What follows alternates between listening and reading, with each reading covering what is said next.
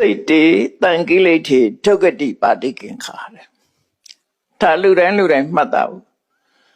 စိတ်ညစ်ပေနေလို့ရှိရင်မကောင်းတာပဲဖြစ်မယ်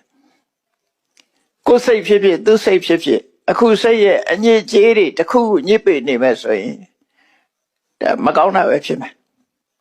မကောင်းတာဖြစ်တယ်ဆိုရင်သူတွေးတာလည်းမကောင်းတာပဲတွေးမယ်ပြောရင်လည်းမကောင်းတာပဲပြောမယ်လုပ်ရင်လည်းမကောင်းတာတွေပဲလုပ်မယ်သိရင်လည်းမကောင်းတဲ့ဘဝပဲရောက်မယ်ဒီလိုဆိုလို့တယ်နော်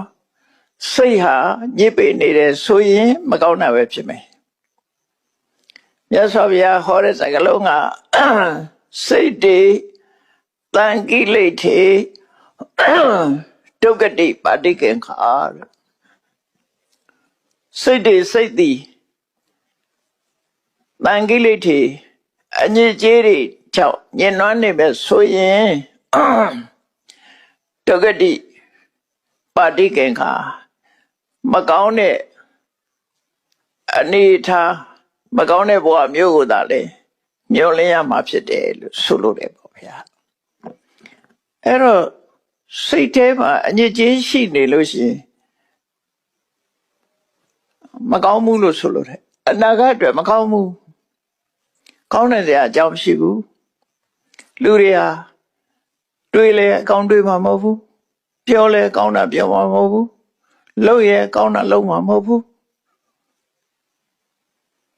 အဲ့တော့မကောင်းတာတွေတွေးတယ်မကောင်းတာတွေပြောတယ်မကောင်းတာတွေလုပ်တယ်အဲ့တော့မကောင်းမှုဆိုတာကတော့အပြစ်ရှိတဲ့အရာတွေကိုဆိုလို့တယ်ပေါ့နော်ကိုမကြိုက်လို့မကောင်းတာတော့မဟုတ်ဘူးအပြစ်ရှိတဲ့အရာတွေပေါ့အပြစ်မကင်းတဲ့အတွေးတွေအပြစ်မကင်းတဲ့အပြောတွေအပြစ်မကင်းတဲ့အလုပ်တွေလုပ်စီအတွက်ကြောင့်ဒီဘဝကသေလို့နောက်ဘဝလည်းပဲအကောင်းမဖြစ်ဘူးလို့ဆိုလို့တယ်ပေါ့ဒုက္ကတိရဲ့အဓိပ္ပာယ်ကမကောင်းတဲ့အလားအလာရှိတယ်မကောင်းတာပဲဖြစ်မယ်အကျင့်အကြံပြောဆိုလဲကောင်းမှာမဟုတ်ဘူးသေတော့လဲကောင်းမှာမဟုတ်ဘူးလို့ဆိုလို့တယ်ဘယ်မှမကောင်းတော့စိတ်မှာအညစ်အကြေးကပ်နေပြီဆိုရင်အဲ့ဒီလူကမကောင်းတာပဲဖြစ်မယ်လို့ဆိုလို့တယ်အဲ့တော့မြတ်စွာဘုရားဥပမာလေးနဲ့ဟောတယ်ဥပမာမဲ့တဲ့အဝတ်ထည်တစ်ခုဟာညစ်ပေပြီးတော့ကြီးဆွဲနေတယ်ဆိုအားဆိုအဲ့ဒီကြီးဆွဲနေတဲ့အဝတ်ထည်ကိုဆေးဆိုးသမားကအယောင်တစ်ခုဆိုးဖို့ကြိုးစားတယ်အညိုရောင်ပဲဖြစ်စေအဝါရောင်ပဲဖြစ်စေအနီရောင်ပဲဖြစ်စေပန်းရောင်ပဲဖြစ်စေအယောင်တစ်ခုဆိုးဖို့ကြိုးစားလို့ရှိရင်တဲ့ညစ်ပေနေတဲ့အဝတ်ကိုဆိုးလို့ရှိရင်ဘယ်တော့မှဒီအယောင်ဟာကောင်းမှာမဟုတ်ဘူးတဲ့ကောင်းလဲကောင်းမှာမဟုတ်ဘူးလှလဲလှမှာမဟုတ်ဘူးတဲ့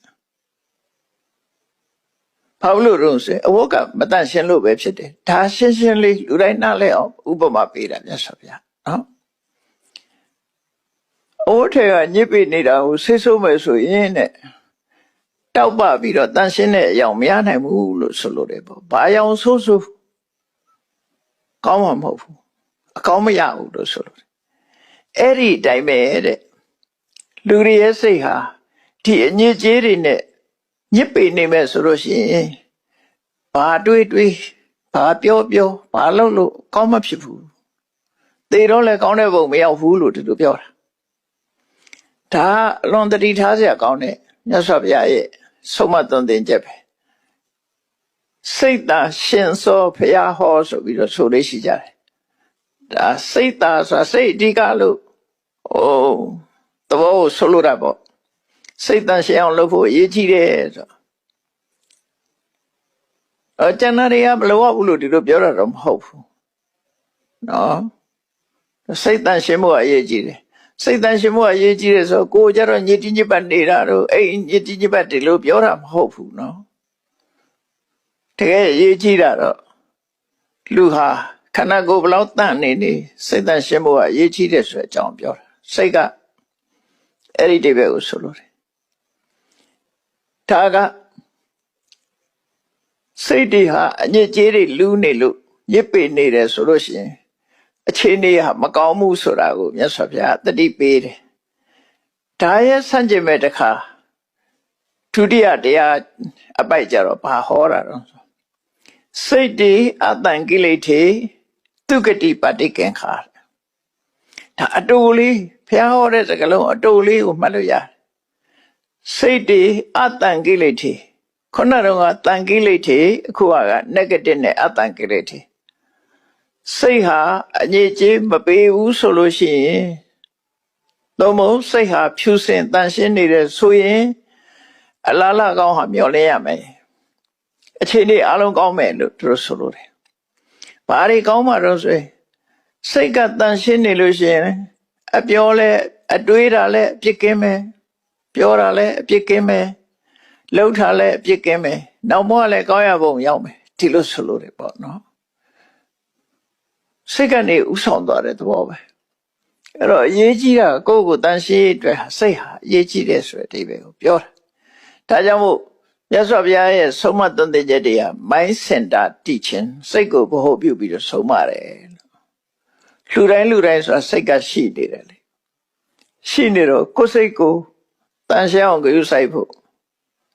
ကိုယ်စိတ်ထဲမှာညစ်ကြေးရှိရင်ရှိတယ်လို့သိရမယ်ညစ်ကြေးမရှိရင်မရှိဘူးလို့သိရမယ်ဒါစိတ်ဓာတ်ဥပဒနာရဲ့သဘောတရား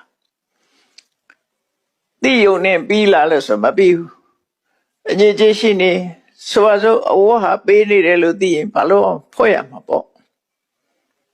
ညစ်ပေးနေတဲ့သိရင်တန်ရှင်းလို့အောင်မှာပေါ့ထို့တူပဲကိုယ်စိတ်မှာအညစ်ကြေးတွေရှိနေတယ်လို့သိလို့ရှိရင်ဘာလို့အောင်ဖြူစင်အောင်ကြိုးစားရမယ်